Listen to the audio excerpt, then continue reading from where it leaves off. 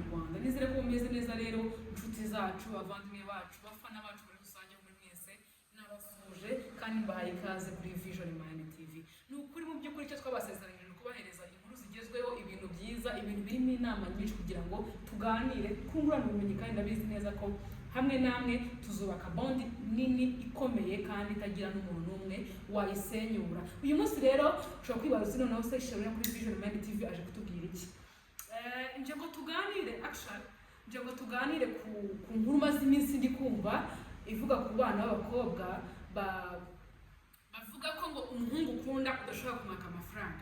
Ni ibintu nyine abakobwa musigaye mugarukaho cyane, atari n'abakobwa gusa, n'abamama n'abaki bose kumva nyine ibintu bari kugarukaho gusa. Bakavuga bati umuhungu ukunda ntushobora kumwaka amafaranga, ariko umuhungu udakunda birakorohera cyane kumwaka amafaranga. So najya mu iki kintu tukiganireho rero, duhane inyunganizi cyangwa se duhane amakuru yisumbuyeho kw'iki kintu. Ese wowe ukurikiye Vision Mind TV, nawe koko umuhungu mukundana ntabwo wamwaka amafaranga? Kubera ko umukunda, kubera ko umwubaha, kubera ko wumva nyine nta handi hantu wamuhera, ntabwo koko wamwaka amafaranga? So ikintu nje gushimangira cyo, nje no kwemeza, nuko nzi neza, mbizi neza, nashidikanya ko ayo mafaranga wayamwaka, ahubwo wayamwaka ryari, wayamwaka gute, bigenze bite, ushaka kuganisha kuki. Iki kintu abantu mucyumve, kubera ko niba ari ibyo ngibyo namuvuga ko umukobwa ukunda umuhungu atamwaka amafaranga, n'umuhungu ukunda umukobwa ntabwo yakabaye mwaka amafaranga. Nyamukunda kuko byanyabyo, ntabwo yakabaye mubwira ati sheri rwose makudufaranga nakene. Bakaba bitekerezwa ko se uyu muhungu uyu mukobwa nje kwaka amafaranga aramfata gute, aranyita gute, ese aramfata nk'umugabo, aramfata nk'umusore? Ibyo bintu byose ukabitekereza, iyo mentalite yose ukayitekereza. Ariko abantu mukundana by'ukuri, abantu bumeze gutya, mwahanye ubumwe, mufitanye ubufatanye, mukundana bya nyabyo, never amafaranga barayamwaka. Ahubwo nyamwatse nishaka iki? Ngiye kubasharinga story ntoya, niyo umushuti wanjye nabwo ndi bumuvuga izina. Boyfriend we yifuje kugura ahantu ikibanza, turi kumwe, noneho umutipe aramubwira ati sheri nshaka kugura ikibanza ariko ni kugura aho tubasa. Umukobwa abitekerezaho umwanya munini, ariko si umuhungu ugiye kugura ikibanza, ubundi mbizi gute ko ari igihe tuzabana? Birashoboka ko mutanabana, ariko donc yafashe amafaranga 300 byaburaga arabimuhereza. Nyuma y'icyumweru umuhungu yongera ajyasubiza iki? Ayasubiza umukobwa, arayabika nk'ibisanzwe, life irakomeza. So urumva rero iyo friendship iri hagati, urumva uko gukorana, iyo teamwork iri hagati y'abo bantu bombi bakundana bari muri relationship, uri kuyumva? Icyo nicyo kintu tuvuga ngo rero wimbwira ko nje nk'umukobwa nashaka kumuha amafaranga dukundana kandi ndi kubona business we nshaka kuncika. Uyu munsi wa none nkanjye Sherina nje kuvuga nti okay, kuri Vision Mind TV dukeneye kamera. Mbonye umuntu wandi uri guteza utuntu twe ari kwitangira 1M, ni miliyoni. Mwabizi ko kamera nziza rwose zirahenda nk'amamakayo. Start business irahanga ngo mubwire ngo ngwino ngo supporting, kuko yako ngo nguhaye respect, kuko yako nageze gute ngo amafaranga ngiye kwaka. Guteze guys, icyo kintu tugitekerezaho, ariko gute ubaze ariko kwaka amafaranga ngo ni supporting, ni big deal. Okay, none ndashaka no kuyampereza for free, yamburize nabyo biranashoboka. Rero ni kwishyiramo ikintu ko umukobwa wese watsa amafaranga umuhungu aba atamukunda. Ushobora kubona abantu muba muvuga ngo ati ntago mukunda, namwaka amafaranga gutyo akayamereza akanyimurira ikibazo. Kuko ibyo bintu bivuga mugashira iyo mentalite, muri kwangiza ejo hazaza, muri kurema ikintu namwe ubwanyu mutazashobora kwikemurira. Niba umuntu afite amafaranga, ari umukobwa uyafite ari n'umuhungu uyafite, birashoboka ko mwayahana bitewe n'inyungu zanyu bwite, cyangwa se bitewe na support, cyangwa se na relationship mufitanye. Ntabwo rero numva ko donc kubangiye kwaka amafaranga ngo sheri wanjye ngo namubwiye ngo mfite akabazo ngo rwose ngo nsaidie ngo rwose ngo nakoze amakosa ngo mungu ngo mukunda. So bizica bana barimo gukura, bana bari gukura, azajya wenda ajye kuri cameras arebe umukobwa waje akavuga ngo umukobwa uzakwaka amafaranga ntago azaba gukunda, s'il vous plaît.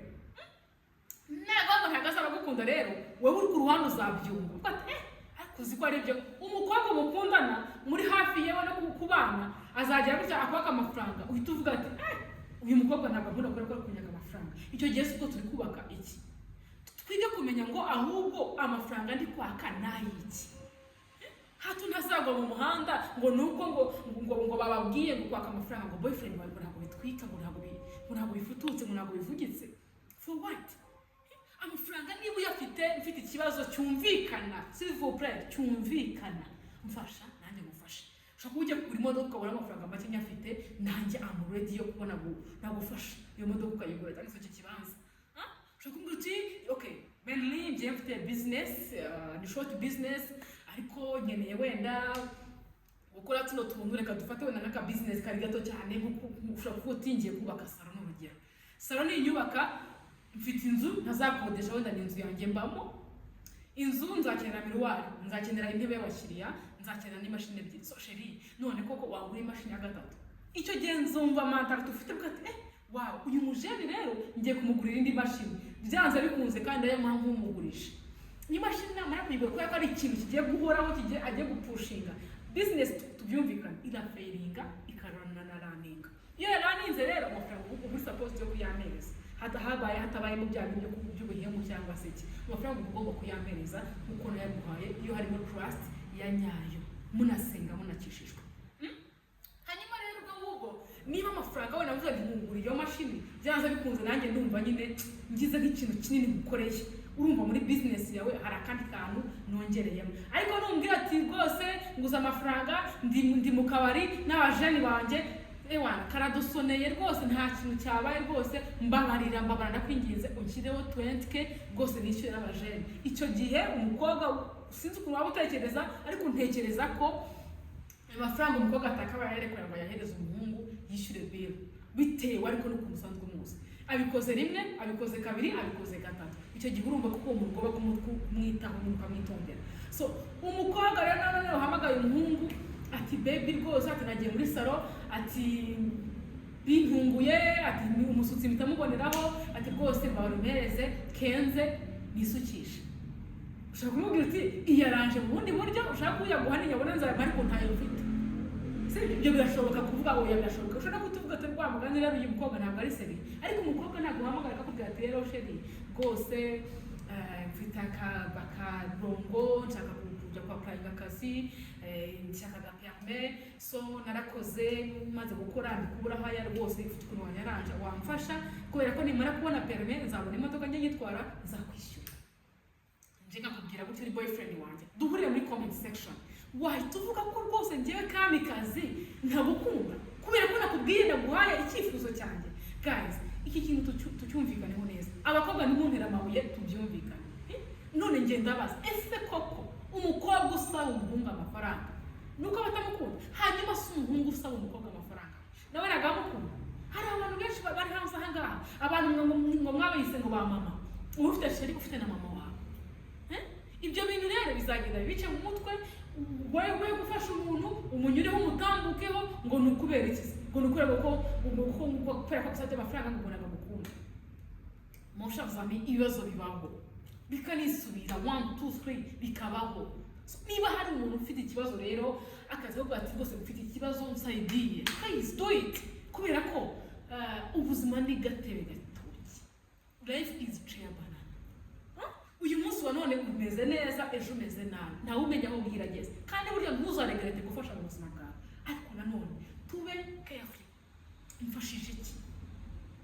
N'abakobwa muri kwiga muhereza abahungu amafaranga, bari kujya mu kabari bakanywa bakabahereza kode ngo mwishyure, ngo nguriza 5 ngo kadege ngo karandiye ngo ishyiraho 5 ngo kujya mu kadege kanyu ngo kunje kayangaruze mu rugo n'inzira ndaye gusubiza.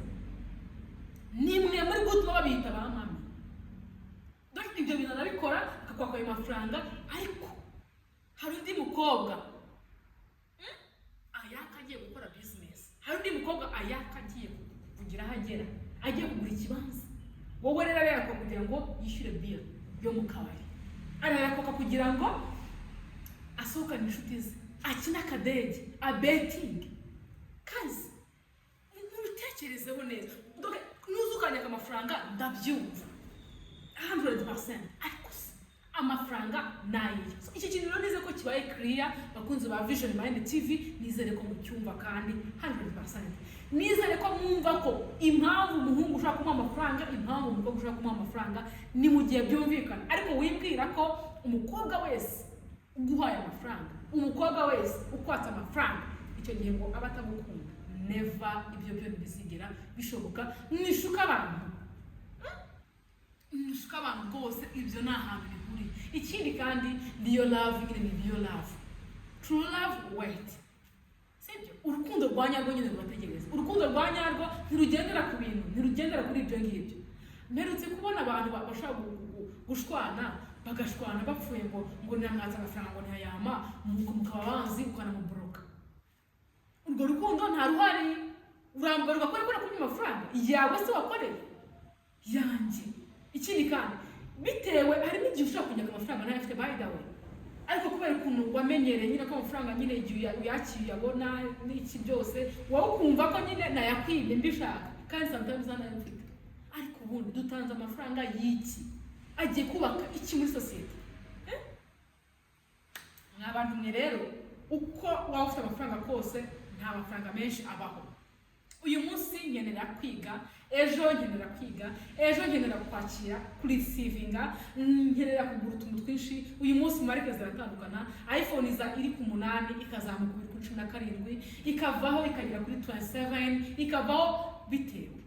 Nta mafaranga menshi abaho, nta n'amafaranga menshi umuntu yarya, nta mana. Icyo nzi cyo mu bantu turi kuganira nta Bill Gates turimo, nta kana kurimo, ariko ntekereza ko na Bill Gates ayaspendeza mu bantu amafaranga ashaka gushira. Ntekereza ko amafaranga afite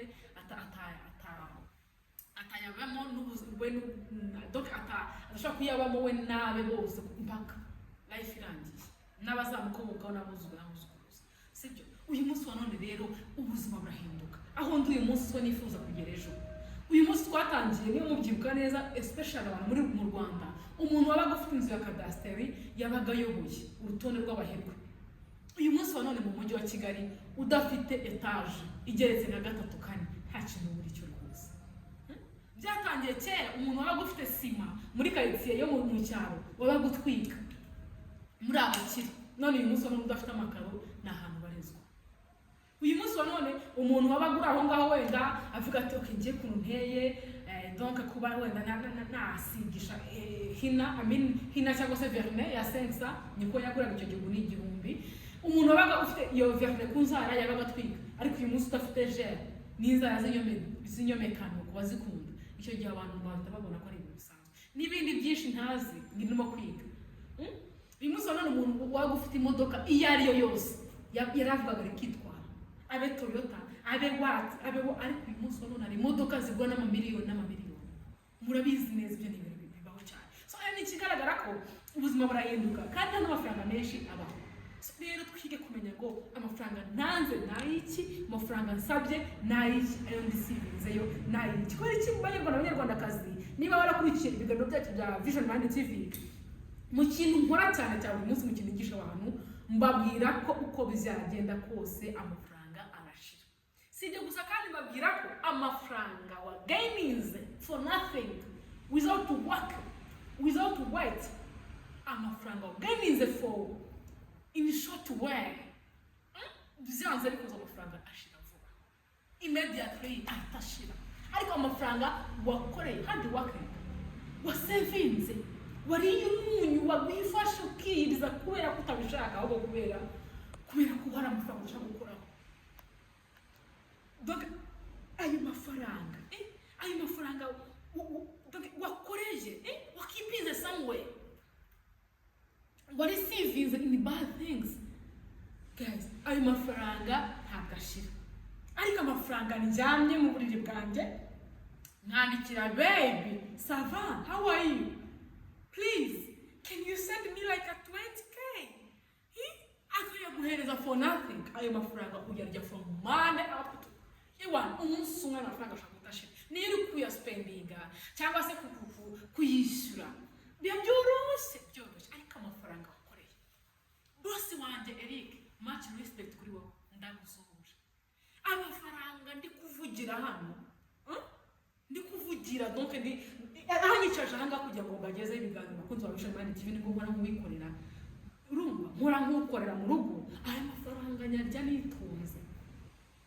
Amafaranga kugira ngo nsohora n'igiceri cy'ijana mbanza gutekereza ati ngiye gukora iki, amafaranga agiye ahanya kubera ko nayaruhiye nayakoreye. Ariko amafaranga wabonye for nothing aje gutyo utayakoreye se ashira vuba mushasami, ashira nk'umuyonga, ayonga nk'umuntu. Amafaranga nako kandi wayaruhiye se kuyenjoyinga biri very easy cyane, ariko amafaranga wakoreye hard work it's very difficult kuyaspendinga biragora. So rero guys, ndababwira mbisubiremo, amafaranga utakoreye muyareke. Amafaranga utakoreye nta kintu amara. Birashoboka ko buriya umuntu ukubwiye ngo nkungurije amafaranga abatandukanye no kubwiye ati muhaye amafaranga bakura ko ukavuga uti nzanishyura basi. Twige gutanga amafaranga tuyagurisha, mubwira ati nta kibazo yafata ariko uzayansubiza, nta kibazo yafata abuze wanjye. Nkamubwira ati hello umeze neza, so hari ukuntu uhagaze mubereze turwasa nigurira akakamera kunongere ko mfite make. Icyo gihe ntabwo ari ikibazo cy'uko nashaka kujya kwaka amafaranga umuhungu. Ikibazo cyaba kihari ni ukuvuga ati sheri ndashaka amafaranga yo gusohoka, ndashaka amafaranga elelele cyane ko n'ibyo bintu kuri boyfriend aba ari n'inshingano ze. Kuba yagufata umusheri bakamusohoka nanjye ntekereza ko nta kibazo cyaba kirimo aho ngaho. Niba umuhungu adakunda gusohoka umukobwa abikunda ufite uburyo bwo kubimufashamo kenjoyinga, why not? Wabimufasha kandi akanenjoyinga. So that's why rero ibyo bintu muri kuvuga mwirwa mugarukaho mumvuga ko umuhungu umukobwa akunda adakwiye kumaka amafaranga cyangwa se umukobwa umuhungu akunda adakwiye kumaka amafaranga. Ibyo byo barabeshya. Mfite the more experience about that, bivuga ngo uko byagenda kose amafaranga ni amafaranga. Business ndi ntabwo uzafirira ngo ukora ko nkumva ngo mukunda ngo ukora kuri kisheri wanjye ngo ntakwaka ngo amafaranga ngo niyo mpamvu nagiye kwaka amafaranga ngo ukora ko ngukunda. Urwo rukundo se rutarimo kuba wansapotinga mu kintu runaka ngiye gukora cyumvikana. Sasa abantu munabyumve neza, amafaranga atanga mu kubiri, atanga mu bintu bibiri bitandukanye. Hari ukuntu kwaka amafaranga ukumva nyine icyari kuyakwakira nta no sense, ukumva nta burenterese yacu. Ariko umujene aje akubwira ati rwose sheri ngiye mfite business runaka gutya na gutya ngiye kuyikora kandi rwose iramutsiriye naguhamo sheri. Urukumva uwo muntu ntabwo akubwiye ngo nzagukunda iteka ngo tuzabana ngo kwizeza ibitangaza ko nzaguhamo sheri. Urumva ni profit kuri profit 50 50%, sibyo? Icyo gihe rero uzabitekereza ko uyu muntu wamugara ko se bino bintu bikaraninga nanjye byambyarira inyungu. Ntabwo uzabibara mu marangamutima ahubwo uzabibarira mu nyungu. Icyo gihe rero ushobora gufata amafaranga ukayamuhereza. Hari n'igihe ashaka kukwaka amafaranga ubona ko nyine ari ingenzi bi making a sense ko okay no matter why not ukayamuhereza. Ariko atayima ari kukubwira ibintu nyine ukumva ntabwo uri kubyumva nekera ko utayamuhereza. N'abahungu rero nuko nguko nize no kwaka amafaranga ukumva ntabwo biri ku making a sense ko umukobwa amafaranga ashaka ngo inzara asabwa ko abatazikoresha barapfuye. Aba barokorese badasiga inzara ntabwo babaho. Icyo gihe umuhungu ashaka kuvuga ati ntayo mfite. Nawe umukobwa ushaka kuba uri shani yo kuba wavuga ngo reka nake amafaranga wa muhungu kubera ko nyine ni n'utuntu tutumvikana ngo sheri ngo wampaye bibiri. Ariko sinumva ukuntu ngewe nawe mfite ikibazo cyangwa business runaka ngiye gukora ngo mbwire umuhungu ngo njye kwifungura saro nsapotinga ngo numve ngo wanjye. Nkamubwira ati hello umeze neza, so hari ukuntu uhagaze mubereze turwasa nigurira akakamera kunongere ko mfite make. Icyo gihe ntabwo ari ikibazo cy'uko nashaka kujya kwaka amafaranga umuhungu. Ikibazo cyaba kihari ni ukuvuga ati sheri ndashaka amafaranga yo gusohoka, ndashaka amafaranga elelele cyane ko n'ibyo bintu kuri boyfriend aba ari n'inshingano ze. Kuba yagufata umusheri bakamusohoka nanjye ntekereza ko nta kibazo cyaba kirimo aho ngaho. Niba umuhungu adakunda gusohoka umukobwa abikunda ufite uburyo bwo kubimufashamo kenjoyinga, why not? Wabimufasha kandi akanenjoyinga. So that's why rero ibyo bintu muri kuvuga mwirwa mugarukaho mumvuga ko umuhungu umukobwa akunda adakwiye kumaka amafaranga cyangwa se umukobwa umuhungu akunda adakwiye kumaka amafaranga. Ibyo byo barabeshya. Mfite the more experience about that, bivuga ngo uko byagenda kose amafaranga ni amafaranga. Business ndi ntabwo uzafirira ngo ukora ko nkumva ngo mukunda ngo ukora kuri kisheri wanjye ngo ntakwaka ngo amafaranga ngo niyo mpamvu nagiye kwaka amafaranga ngo ukora ko ngukunda. Urwo rukundo se rutarimo kuba wansapotinga mu kintu runaka ngiye gukora cyumvikana. Sasa abantu munabyumve neza, amafaranga atanga mu kubiri, atanga mu bintu bibiri bitandukanye. Hari ukuntu kwaka amafaranga ukumva nyine icyari kuyakwakira nta no sense, ukumva nta burenterese yacu. Ariko umujene aje akubwira ati rwose sheri ngiye mfite business runaka gutya na gutya ngiye kuyikora kandi rwose yamutsiriye naguhamo sheya. Urukumva uwo muntu ntabwo akubwiye ngo nzagukunda iteka ngo tuzabana ngo akwizeze ibitangaza, oya nzaguhamo sheya. Urumva ni profi kuri profi 50/50, 50%, sibyo? Icyo gihe rero uzabitekereza ugati uyu muntu wamugara akoze bino bintu bikaraninga nanjye byambyarira inyungu. Ntabwo uzabibarira mu marangamutima ahubwo uzabibarira mu nyungu. Icyo gihe rero ushobora gufata amafaranga ukayamuhereza. Hari igihe ashaka kukwaka amafaranga ubona ko nyine ari ingenzi bi making a sense, ukavuga okay no matter why not ukayamuhereza. Ariko atayima ari kukubwira ibintu nyine ukumva ntabwo uri kubyumva, nekera ko utayamuhereza. N'abahungu rero nuko nguko nize no kwaka amafaranga ukumva ntabwo biri ku making a sense, ukavuga umukobwa amafaranga ashaka ngo nayo inzara asaba ko abatazikoresha barapfuye, aba barokore se badasiga inzara ntabwo babaho. Icyo gihe umuhungu ashaka kuvuga ati ntayo mfite. Nawe wa mukobwa ushaka kuba uri shani yo kuba wavuga ngo reka nake amafaranga wa muhungu kubera ko nyine ni n'utuntu tutumvikana ngo sheri ngo wampaye bibiri, ariko sinumva ukuntu ngewe nawe ikibazo cyangwa business runaka ngiye gukora ngo mbwire umuhungu ngo njye kwifungura salo nsapotinga ngo numve ngo Abanyarwandakazi rero nibyo nababwiraga, ni ukuri mubyumve neza, umenye ngo ngiye gutanga ngahe, ngiye kuyahereza nde kugira ngo ibintu birusheho kuryoha, birusheho no kugenda neza, sibyo? Ntavuga rero ndambirane, ntekereze neza ko nizera ko message nababwiye mwayumvise. Uyu munsi ni njyewe, ejo ni wowe, yego kuko ndanabyumva. Yewe ubuzima se gatebe gatoki nkuko nahoze mbivuga, ariko byanze bikunze imbere heza haraharanirwa. Ikindi kandi icyo umpaye uyu munsi nicyo nanjye nzakwitura ejo, sibyo? Twe kugira ngo rero twumve ko kwaka umuntu service, kumusaba ati mfasha n'ibiki byose, ngo wumve nyine ni ibintu byadanje, ngo wumve ngo byakaze, ngo what no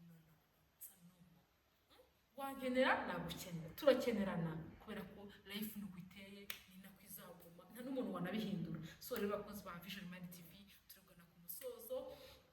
Icyo mbasaba ni gukora like, share na subscribe, comment ku kintu wifuza ko tukuganirizaho ukiri kuvugwa. Ubu noneho nzagaruka nzanye n'umutumirwa, umutumirwa aje kubabwira noneho nawe ukuntu abyumva. Nzazana umukobwa hanyuma abisobanura neza ukuntu gusaba umuhungu amafaranga ukunda ari ikizira, ari bidashoboka. Mwari kumwe nanjye Ishimwe Kamikazi.